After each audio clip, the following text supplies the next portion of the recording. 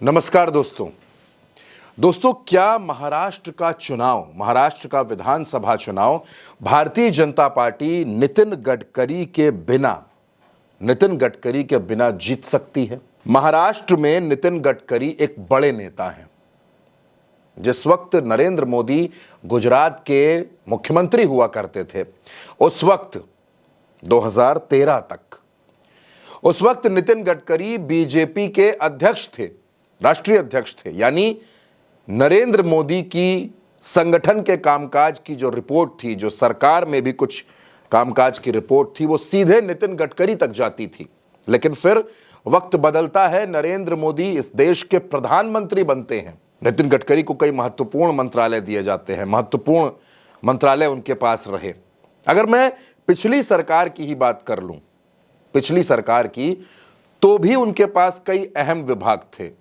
MSME Nitin Gadkari के पास हुआ करता था, नदी विकास उनके पास हुआ करता था, शिपिंग नितिन गडकरी के पास था, जल संसाधन नितिन गडकरी के पास था। यानी कई महत्वपूर्ण मंत्रालय नितिन गडकरी के पास थे।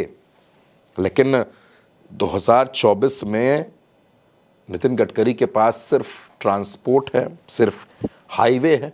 यानी नितिन गडकरी से एक एक करके धीरे धीरे सारे मंत्रालय ले लिए गए। सिर्फ मंत्रालय नहीं लिए गए, ऐसा नहीं कि सिर्फ सरकार में उनको कमजोर किया गया, और किसके इशारे पर किया गया उसकी बात मैं आगे करूंगा। भारतीय जनता पार्टी में जो सबसे बड़ा बोर्ड है, बीजेपी का संसदीय बोर्ड है, भारतीय जनता पार्टी का पार्लियामेंट्री बोर्ड है, उस बोर्ड से भी नितिन गडकरी को बाहर का रास्ता दिखा दिया गया, बाहर कर दिया गया। यानी कमजोर पहले उनको सरकार में भी किया गया, संगठन में भी किया गया, और फिर जो केंद्रीय चुनाव समिति है भाजपा की, जो पूरे देश में चुनाव देखती है, उससे भी नितिन गडकरी बाहर हो गए। यानी बीजेपी के अध्यक्ष भी नहीं रहे। अध्यक्ष पहले हुआ करते थे, बड़े नेता थे, संगठन में भी कमजोर हुए, सरकार में भी कमजोर हुए, और अब तो ऐसा लग रहा है जैसे नितिन गडकरी का जानबूझकर अपमान किया जा रहा है। महाराष्ट्र का चुनाव है, 288 सीटों वाला राज्य है, और इस राज्य में दोस्तों एक दौर था जब प्रमोद महाजन, गोपीनाथ मुंडे, इन तमाम नेताओं के बाद अगर किसी नेता का नाम आता था तो वो नितिन गडकरी का नाम था। उस दौर में कई और नेता भी थे, एकनाथ खड़से भी थे।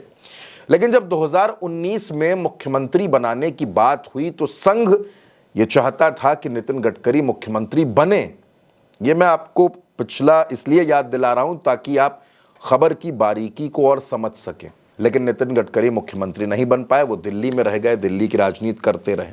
लेकिन अब नितिन गडकरी, जब महाराष्ट्र का चुनाव है तो उनसे सलाह लेनी चाहिए, किसको टिकट दिया जाए, किसको टिकट ना दिया जाए, हमारी रणनीति क्या होनी चाहिए, गठबंधन के सहयोगियों के साथ आगे कैसे बढ़ा जाए, इसमें भी नितिन गडकरी की कहीं से कोई सलाह नहीं ली जा रही है। अब महाराष्ट्र के राजनीतिक विश्लेषक ये कह रहे हैं कि नितिन गडकरी को महाराष्ट्र के चुनाव में बिल्कुल साइडलाइन कर दिया गया है।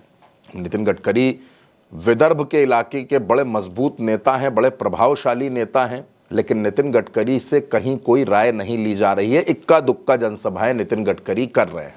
अब दोस्तों सवाल यह है कि जब महाराष्ट्र का चुनाव है, महाराष्ट्र के चुनाव में आखिर नितिन गडकरी को इतना साइडलाइन करने की जरूरत क्या है?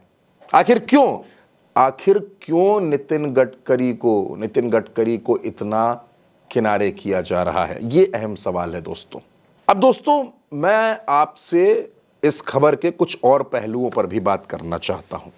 नितिन गडकरी भारतीय जनता पार्टी के नेता और संघ के बड़े करीबी, महाराष्ट्र के चुनाव में वो एक ऐसी शख्सियत हैं जो भारतीय जनता पार्टी के तमाम नाराज नेताओं और कार्यकर्ताओं को मनाने की क्षमता रखते हैं। बीजेपी भी इस बात को जानती है, नरेंद्र मोदी भी जानते हैं। लेकिन क्या सिर्फ अमित शाह के कहने पर ऐसा हो रहा है? अब नितिन गडकरी और अमित शाह के बीच की अदावत कोई नई नहीं है, पुरानी है।